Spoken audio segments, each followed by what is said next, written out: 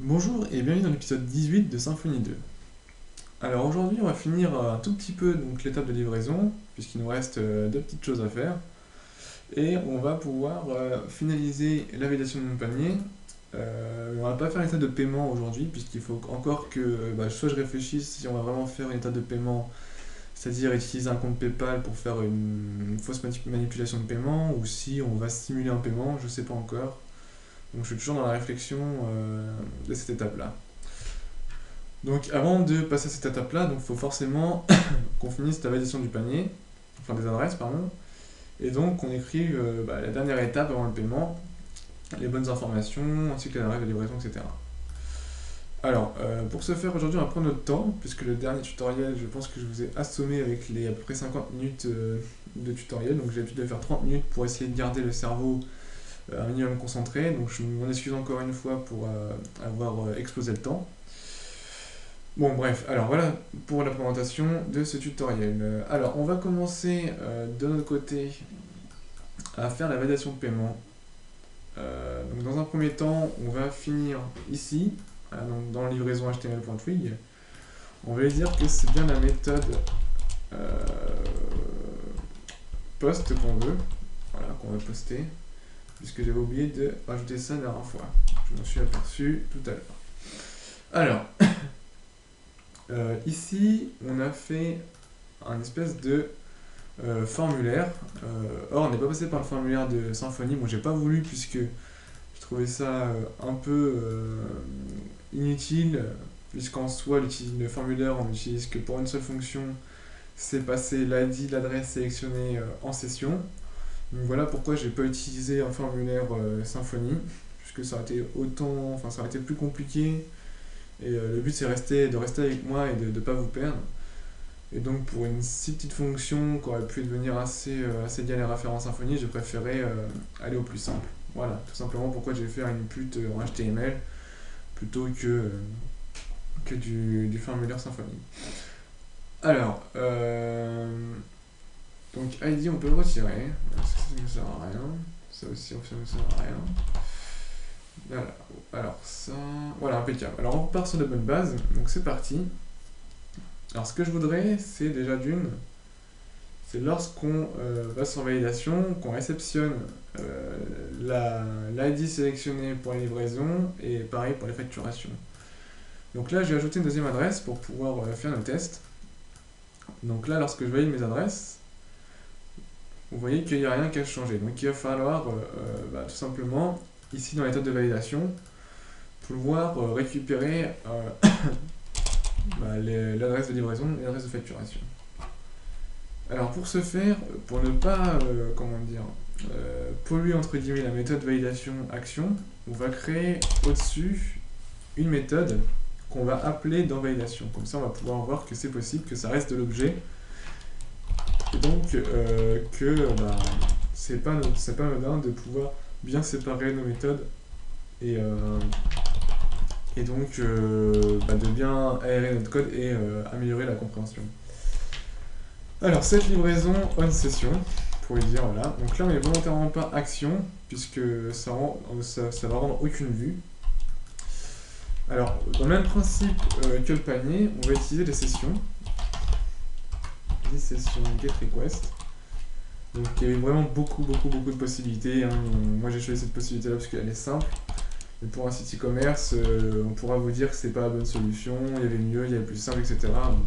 C'est à ça qu'on nous lance, hein. Donc là on vérifie que la session adresse existe ou non. Si elle n'existe pas, on la crée, on initialise. Et on va aller lui dire que c'est un tableau, cette adresse, hop, un tableau, voilà. Et donc, si elle existe, on affecte la valeur adresse, donc la variable adresse, à getSession. GetSession. Non, getAdresse, pardon. GetAdresse. Voilà. Alors c'est maintenant que ça va se passer, puisqu'il va falloir ici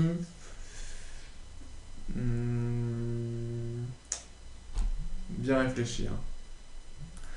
Alors, on va récupérer, donc on va dire que this. Donc là, on va récupérer nos éléments passés dans le formulaire avec un get request. Donc ça, vous commencez à avoir l'habitude normalement du get request. Qu'est-ce que je fais? C'était bon. Get request, request. Donc ça, c'est pour lui dire request, c'est pour lui dire récupère-moi la valeur dans le formulaire. Et non pas query comme pour les get. Alors, get, donc livraison. Différent de nul, donc on vérifie toujours. Et que, on va copier-coller puisque c'est assez barbant à écrire. Sauf que là, on va lui mettre cette facturation, il me semble qu'on a mis, je vais vérifier, égal différent de nul. Je vérifie juste que c'est bien facturation, livraison, facturation, impeccable. Alors ici, donc adresse, livraison, donc on va affecter à notre tableau, adresse livraison, hop, encore une fois, je vais faire ça, voilà. On va copier-coller, hop, et ici c'est facturation. Voilà, donc là on va afficher dans notre tableau tout simplement les valeurs qu'on a récupérées de notre formulaire. Sinon, tu me return la page en cours, c'est-à-dire que l'utilisateur a fauté, il a essayé de tricher. This get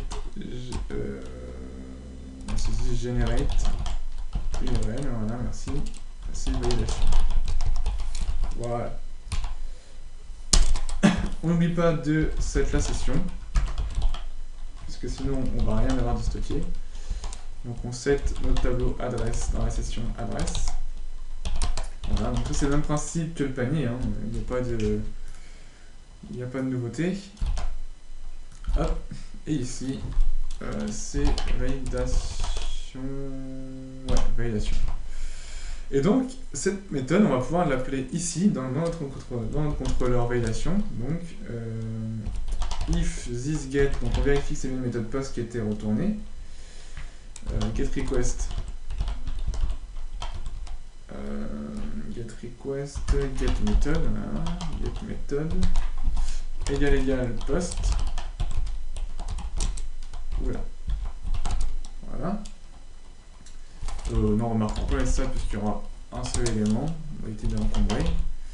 Donc, this, set, livraison, session, voilà, on va pouvoir aller chercher notre méthode ici. Donc, quand c'est un élément, quand c'est une méthode qui est postée, on va directement exécuter notre méthode ici, tout simplement. Ça reste de l'objet. Normalement, vous n'avez pas de problème à comprendre ça. Donc, une fois qu'on a fait ça, on va pouvoir récupérer dans notre session, notre session, pardon.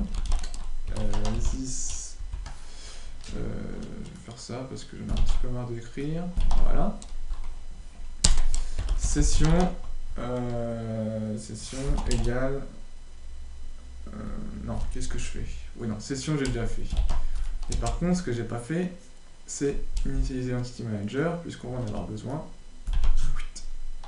Voilà. Donc là, j'initialise tout ce que j'ai besoin. Et donc, session. Maintenant, je vais utiliser donc, les adresses. Donc, je vais récupérer les adresses. Alors, adresse égale session, puisqu'on a initialisé session, get adresse. Voilà. Voilà. Maintenant, on va pouvoir passer à notre petite vue, tout ce qu'on va avoir besoin pour pouvoir mettre à jour tout ça. Donc, on va avoir besoin des produits, on va avoir besoin de l'adresse de livraison, l'adresse de facturation et du panier pour la quantité. C'est parti. Alors, il me semble que normalement pour le panier, on va juste récupérer ça. Voilà, ça va nous éviter de réécrire. Et maintenant, on va donc faire la livraison égale EM get repository e-commerce bundle. Non, je voulais pas tout ça. Deux points, donc c'est utilisateur adresse. Par contre, j'ai pas mis entre cotes. Voilà. Et donc c'est find on va parcourir notre tableau. Donc là, on veut récupérer les livraisons. Voilà, et on va faire exactement la même chose pour la facturation. Facturation, et ici, facturation. Voilà, donc là, on n'a plus qu'à retourner nos trois petits trucs à notre vue. Et donc, comme ça, on va pouvoir les parcourir dans notre vue. Et vous allez comprendre. Normalement, le tutoriel, en soi, il est super simple, puisque c'est que recherche d'infos et raffichage dans la vue. Livraison. Hop. Livraison. Voilà. Et ensuite, on a quoi d'autre? On va voir facturation. Facturation. Et qu'est-ce qu'on va voir d'autre? Tac. Le panier. Donc là, vous allez me dire, on n'a pas été chercher le panier, on va directement le renvoyer puisqu'on a accès aux sessions. Voilà, thisget panier. Donc ça, on peut faire. Par contre, facturation, il ne connaît pas. Facturation. Merci Nelbins. Alors, on va juste actualiser, voir si on n'a pas de problème.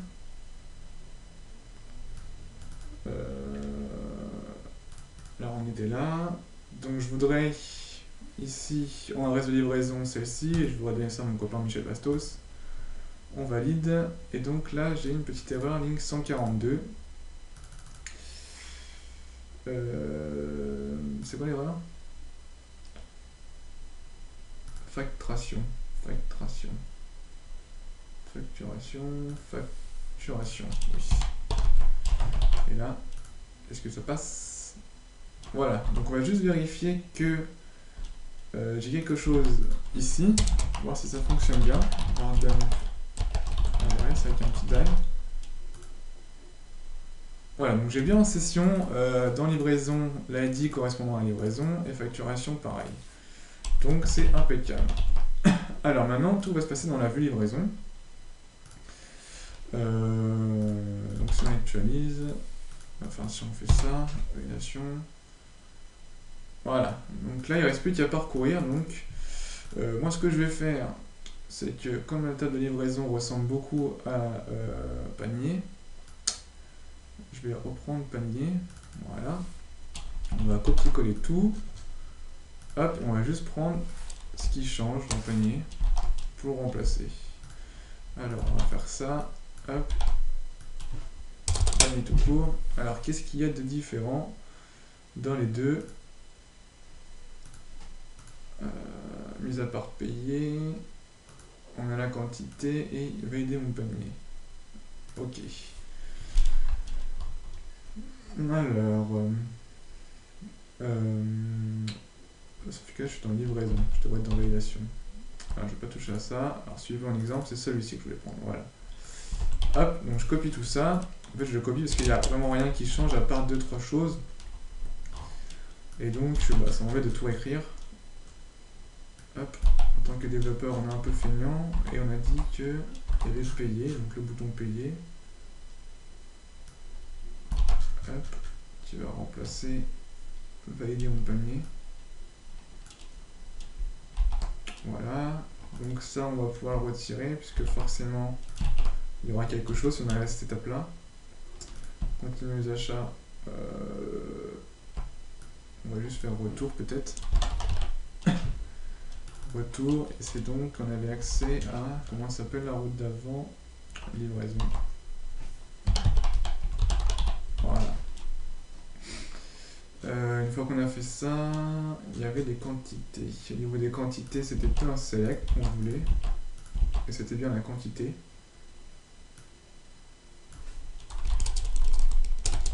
Voilà. Et donc, voilà. On va voir si tout ça fonctionne. Donc là, normalement, je peux supprimer ça. Sans surprise, suspense. Ça a l'air de bien fonctionner. Si on fait retour, ouais, ça fonctionne bien. Alors là, on va juste revalider notre adresse. Supprimer les deux petites corbeilles, puisqu'on n'est pas censé savoir, on n'est pas censé modifier la quantité dans la validation. Ici, voilà. Et donc il nous resterait à afficher, même qu'on affiche en bas ici, là, tout simplement les adresses de livraison et de facturation. Alors on va le faire immédiatement, ça va prendre quelques secondes. Ici. Alors, non, on va pas mettre ici, si on fait ça, on va mettre ici. Alors, on va faire un div class spawn 3, ça devrait passer.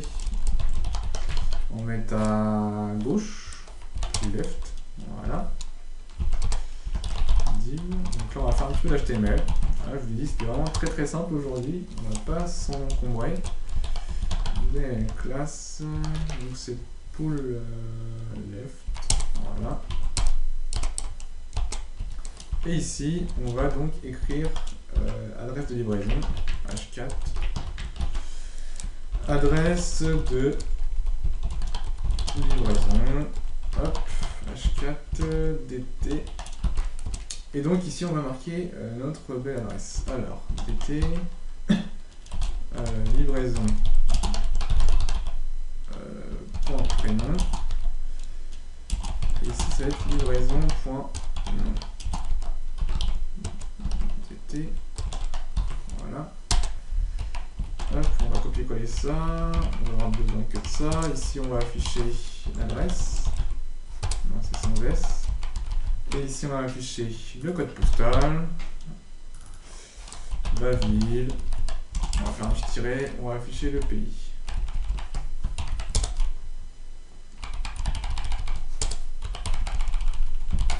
Voilà. Si on actualise, qu'est-ce que ça donne? Bon, déjà, on n'a pas d'erreur. Et on a bien un reste de livraison ici. Donc, je vais copier-coller ça. Et je vais mettre la même chose, sauf qu'ici, ça va être l'adresse de facturation. Et j'ai plus qu'à changer ça. Voilà. Donc c'est vraiment du traitement de vue qu'on fait aujourd'hui. Donc c'est impeccable. Puisque pour moi, ça me permet de me reposer tout simplement. Alors là, facturation. Ça va être mieux comme ça.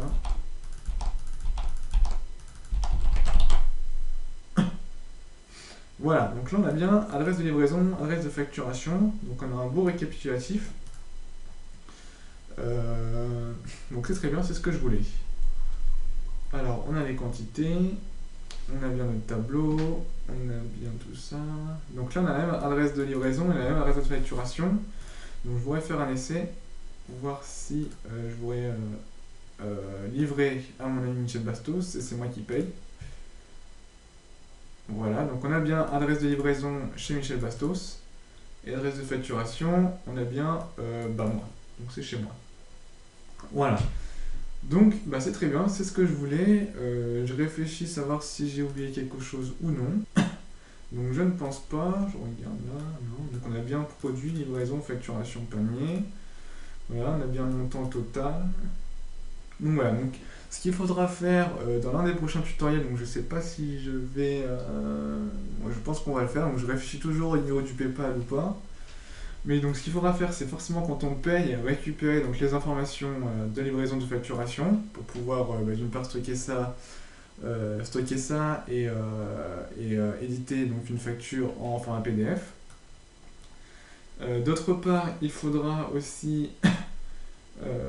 stocker Total TTC, envoyer le bon prix TTC à une API banque, donc PayPal ou X API banque, bien vérifier que l'utilisateur n'a pas voulu tricher, bien garder en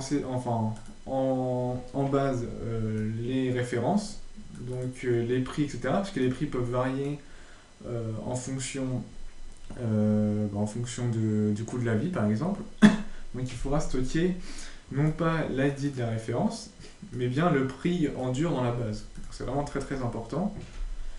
Donc voilà, donc c'est une grosse partie qu'on va voir pour l'API banque. Donc il va bien falloir comprendre et apprendre le concept qu'on a fait jusqu'à maintenant pour pouvoir utiliser facilement votre cerveau la prochaine fois pour comprendre pourquoi on va utiliser ça dans la session, pourquoi on va recalculer les prix en TTC alors qu'on l'avait déjà, etc. quoi. Vraiment, il va falloir bien revoir l'intégralité du panier jusqu'à la validation du panier. Donc voilà, donc j'espère que ce tutoriel vous a plu, qu'il vous a reposé, parce qu'en soi il n'était pas très compliqué. Donc là on a vraiment bien avancé dans les fils des tutos, puisque on arrive déjà à la validation de paiement. Donc il nous restera la validation de paiement, il nous restera ensuite après ici peut-être à faire mes adresses, qu'on puisse gérer ces adresses directement dans ces informations personnelles peut-être, les factures. Et après, une fois qu'on aura fait ça, on aura fini l'intégralité du front-end, mis à part peut-être la pagination, où là, bon, c'est pas super important, mais on pourra faire un petit tuto dessus, pourquoi pas. Et donc on aura fini l'intégralité du front-end, il ne nous reste plus que le back-end à faire. Donc là, c'est les choses que je suppose que beaucoup de monde attendent, puisqu'on verra comment ajouter un produit, comment on peut l'éditer, etc. Comment on peut upload une image, enfin gérer l'intégralité de notre site e-commerce. Donc je vous donne rendez-vous au prochain tutoriel, donc encore un petit suspense, je ne sais pas sur quoi il va porter. Mais bon, dans tous les cas, ça ne change rien, vous devez réviser, vous devez revoir ce qu'on a fait, et donc voilà. Donc je vous donne rendez-vous au prochain tutoriel, et je vous dis bon courage pour la suite.